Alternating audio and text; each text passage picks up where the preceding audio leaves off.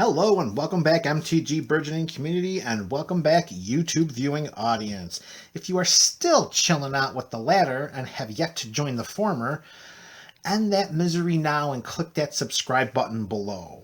By doing so, you become eligible for all of this channel's sweet rewards. In today's Build a Deck Tuesday video, we are continuing our commander build around our Juned Planeswalker, Lord Windgrace.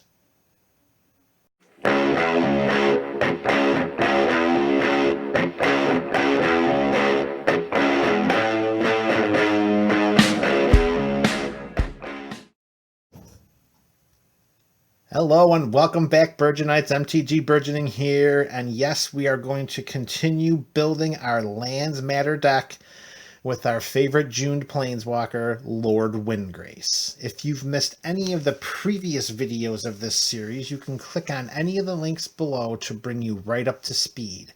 You can also visit our tappedout.net page, also listed in the description below. So far, very briefly, these are the cards that we've added to this Lands Matter deck. Lotus Cobra, Scute Swarm, Morog, Fury of Akum, Valakut Exploration, Omnoth, Locus of Rage, Rampaging Baloths, Tireless Tracker, Avenger of Zendikar, Scapeshift, Crucible of Worlds, Life from the Loam, Ancient Green Warden, Reshape the Earth, Nahiri's Lithoforming, Splendid Reclamation, Realms Uncharted, Azusa Lost But Seeking, the Gitrog Monster, Exploration, Wayward Swordtooth, Mina Anden Wildborn, Ramunap Excavator, Burgeoning, Sword of the Animist, Roiling Regrowth, Harrow, Springbloom Druid, Crop Rotation, Skyshroud Claim, Kodama's Reach, Cultivate, Creeping Renaissance, Living Twister, Oracle of Moldiah, Nylea's Intervention, Borborygmos Enraged, Assassin's Trophy, Beast Within, Death Sprout, Putrefy, Krosan Grip, Hagra Mauling,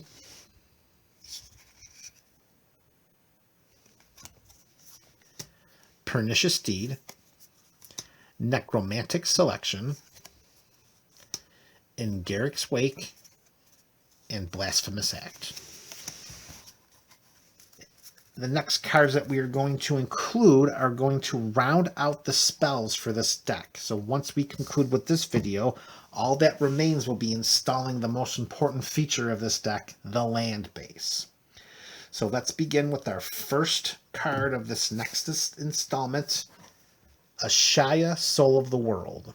3 and double green for a legendary elemental. Its power and toughness are each equal to the number of lands we control. Lands matter, remember folks? Well, it certainly does for Ashaya's power and toughness. More importantly, however, is its second ability. Non-token creatures we control are forest lands in addition to their other types.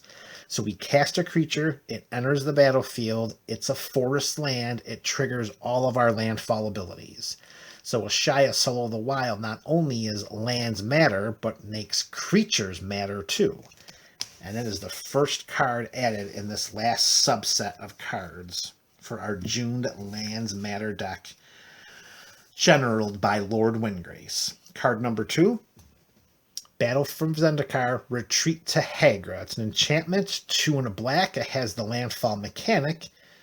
When a land enters the battlefield under our control, we choose one of the following 2 modes. Target creature gets +1/+0 and gains death touch until end of turn, or each opponent loses 1 life and we gain 1 life. The +1/+0 when Death Touch is a valuable commodity. However, with the number of lands that we plan having enter our battlefield during any of our turns, we're most likely going to take the life drain mode of number 2 and having each opponent drain for 1 while we gain 1 life. And if we have Ancient Green Warden in play and that doubles it, oh baby. All right, number 3 from Core 2021, we have Rada, Heart of Keld. It's just amazing to me the number of abilities on this creature for 1 red and a green. So a CMC of 3, we get a 3/3 body, and if it's our turn, she has first strike. We may look at the top card of our library at any time, and we may play lands from the top of our library.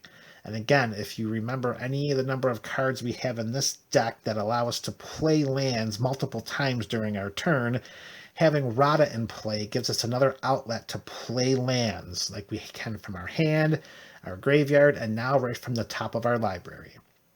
And lastly, for 4 red and a green, Rada gets +X/+X until end of turn, where X is the number of lands we control. This is ridiculous for CMC of 3. A 3/3 body, 3 abilities, one of which is only dependent on our turn for the first strike. But looking at the top card of our library, which, let's be honest, I still want to take out Oracle of Moldiah just because we have to play with the top card of our library revealed, where Rada lets us just look at the top card of our library at any turn, at any time. So stay tuned. Oracle may not be long for this build. But letting us play lands from top of our library is just going to be so valuable. Preserve the lands that are in our hand, preserve the lands that might be in our graveyard. Rada, Heart of Keld, well, she's got my heart in this deck, that's for sure. All right, card number 4, Modern Horizons. We got a copy of Tectonic Reformation. It's an enchantment for 1 and a red. And each land card in our hand has cycling for a red. And the enchantment itself has cycling for 2. So if we have any of our graveyard land play enablers on the battlefield, like Crucible of Worlds or Ramunap Excavator, we can cycle a land for red, draw a card, play that land from our graveyard. Just the amount of value and synergy Tectonic Reformation provides in this deck is just awesome. And if we don't even need it, then we just pay 2, cycle it, and get a card to replace it. But it is definitely worth including. Tectonic Reformation is a great card. All right, spoiler, disclaimer, however you want to describe this next card, I get it. This is mean. This is sadistic. This is egregious. It's not friend-making, particularly in this deck. It is a card that I do not plan to play during games with my meta. Will leave it in play most likely during LGS and League play. And that's going to be a copy of Constant Mists. For 1 and a green, creatures deal no combat damage this turn. So it's pretty much a fog for 1 and a green. However, it has the buyback mechanic, which we can sacrifice a land. And the buyback mechanic, for any Magic players out there that aren't familiar with it during the Tempest block, this card, of course, from Stronghold, we may sacrifice a land in addition to the other costs of this spell. If we do, we put Constant Mists into our hand instead of our graveyard as part of that spell's effect. So just imagine in a game without counter magic or any kind of exiling graveyard shenanigans like Leyline of the Void, we cast Constant Mists, sacrifice a land, bring it back to our hand, play the land from our graveyard with Crucible of Worlds or Ramunap Excavator, or get it from our graveyard in a different way, and just constantly cast Constant Mists and not allowing our opponents to ever deal combat damage to us. Again, I don't plan to play with this card during the metagame. It's a mean, nasty, nasty card, but it is definitely worth including in this type of deck where lands matter. All right, number 6 on our list. This is a card that hasn't been reprinted in over 20... let me say that one more time. This is a card that was printed over 25 years ago and still hasn't been reprinted once, meaningfully. And that's going to be Zurin Orb. Artifact that costs 0, and for no additional cost, we can sacrifice a land to gain 2 life. Again, this really strengthens the synergy of the graveyard, of playing lands from our graveyard. Again, with Crucible of Worlds or any other way to get lands from our graveyard back into play or in our hand, Zuran Orb acts as a delivery system for us to gain life, get lands into the graveyard at absolutely no cost to us other than a slot in our deck list. Zuran Orb is an awesome addition to this deck. All right, the bottom 6 have been showcased. Now it's time. I'm sorry, the top 6 have been showcased. Now it's time for the last 6. Number 7, a copy of Wrenn 6. For red and a green, it's a planeswalker that enters the battlefield with 3 loyalty counters. We can add a loyalty counter to return up to 1 target land card from our graveyard to our hand. So if we just shift Wrenn 6 over to the left a little bit, showing a couple of cards that we've already previewed just during this subset of the series, the Zuran Orb, the Constant Mists, and the Tectonic Reformation. Those are 3 cards that put lands into our graveyard for a bonus for us. Well, for 1 loyalty counter on Wrenn 6, one of those lands come right back to our hand. We can take off a loyalty counter to have Wrenn 6 deal 1 damage to any target.